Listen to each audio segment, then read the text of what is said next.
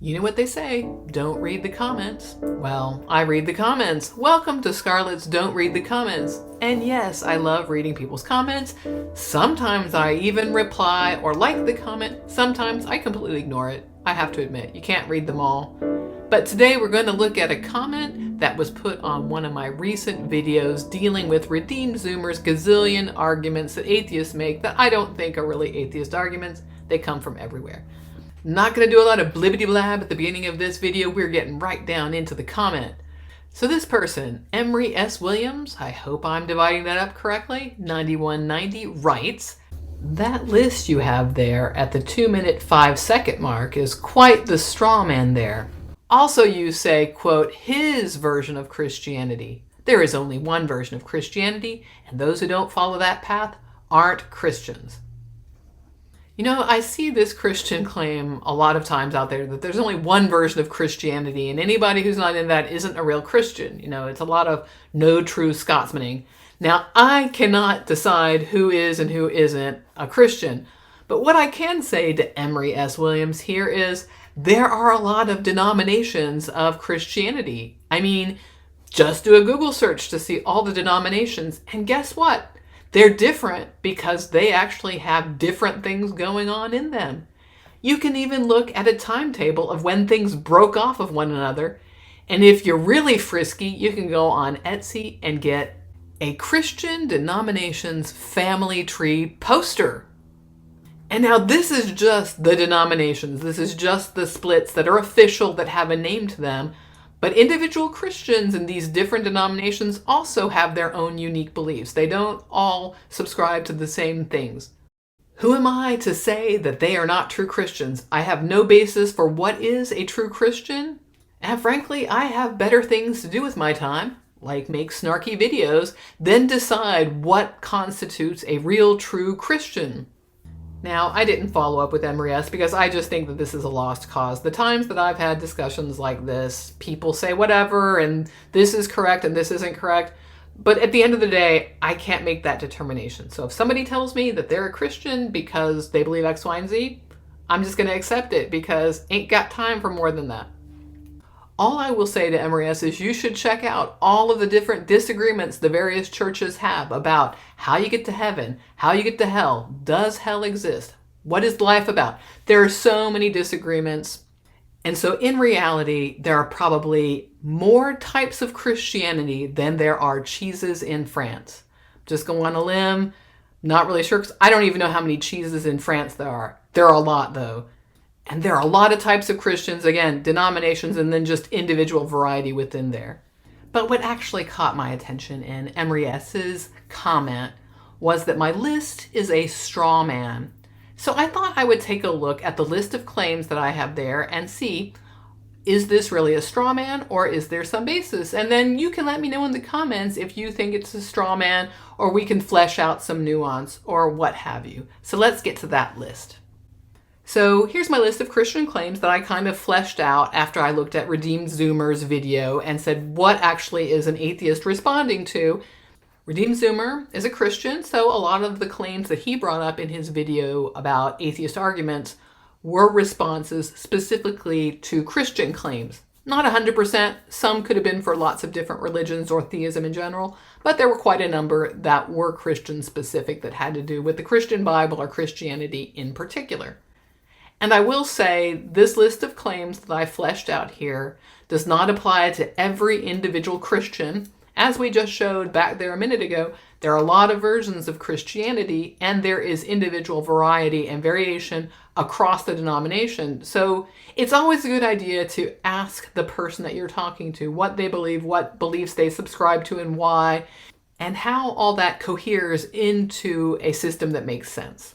So with that in mind, again, not every Christian is going to make that claim, and some of these are going to come with some asterisks, but I don't really think that these are straw men in general. So let's look. The first one is you need specifically my God to get morality. Now there are some Christians out there who are probably fine, who think, you go do you, but I can't tell you the number of times in questions to atheists or in Christian preaching that I've seen somebody say that you need God to be moral. And even if they admit that atheists are moral people, what they will say is, you're moral because my God put morality in you. There's like a God-shaped hole or something in you. You didn't just develop that. It didn't evolve. It is specific to my God. So maybe not every Christian, but I will tell you, I've heard this specifically. Claim number 2. My God is the creator of the universe, the earth, humans, perhaps all of the above. And I'll tell you, just look at creationists. That is a variety of Christian. But then there are a lot of other Christians out there who think that God is the creator of everything. And some of them think that he used evolution in whatever science discovers. So once again, I don't think this is a straw man. The problem comes when people try to remove parts of science they don't like because it means something to their belief in their God. That's the importance of this claim, is that they're saying something about science that is wrong to prop up their God. So again, I don't think this is a straw man. Number 3, my God is the Omni God of Christianity, omnipotent, omniscient, omnibenevolent. I even had a commenter that added a 4th element, which was omnipresence, so a quad omni God, if you will. But I don't often hear that necessarily relayed, but it could exist out there. Again, there's a lot of variety across Christians, but I will tell you, there are a lot of Christians out there who say that the God of Christianity is all-powerful, knows everything, future, past, everything, all of your thoughts, and is all-loving. Again, hashtag not all Christians, but you see this out there, and this is one of the problems that comes up in the problem of evil. If you have an all-powerful God who knows what's going to happen in the future, and he loves us and wants a relationship with us, then why doesn't everybody know about him? Not just atheists, by the way, but all kinds of religions. Why does he allow people to go to hell? That's part of how we get at how can your system be coherent with what you've set up here. So again, I don't think this is a straw man. Number 4, even if you don't have evidence for God, you or society is better off with religion. This was a debate topic between Ben Shapiro and Alex O'Connor, aka Cosmic Skeptic, on YouTube.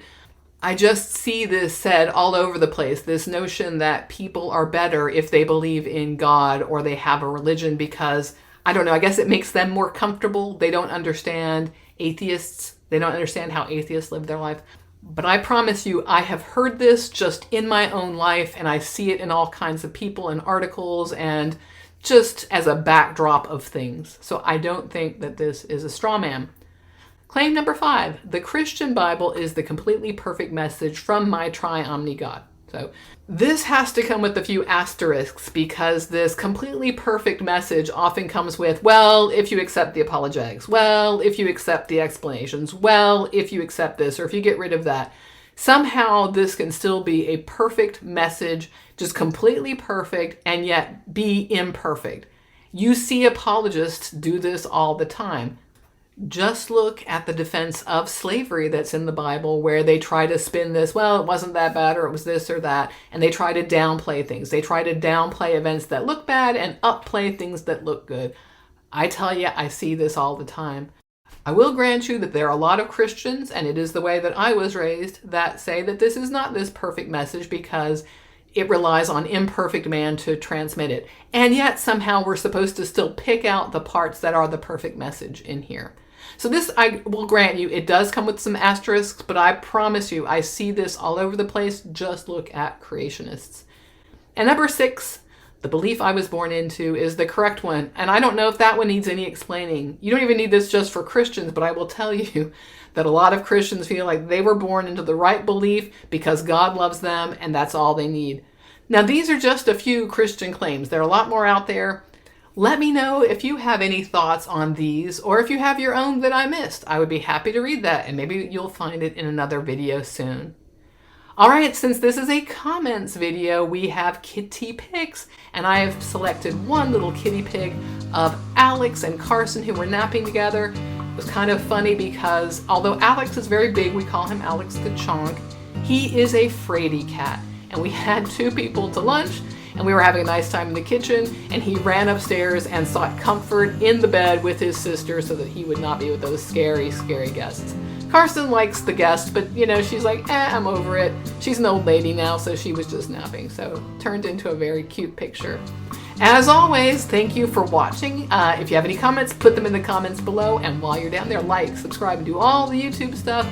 You know I love it when you do the YouTube stuff. And if you like what I do, you can buy me a coffee. That link is in the description below. My posting schedule might be a little erratic. I'm back into the semester again, so it's going to be a crazy one again. I'm going to try to upload a couple videos a week. We'll see how it goes. I'll see you in the next one. Bye for now.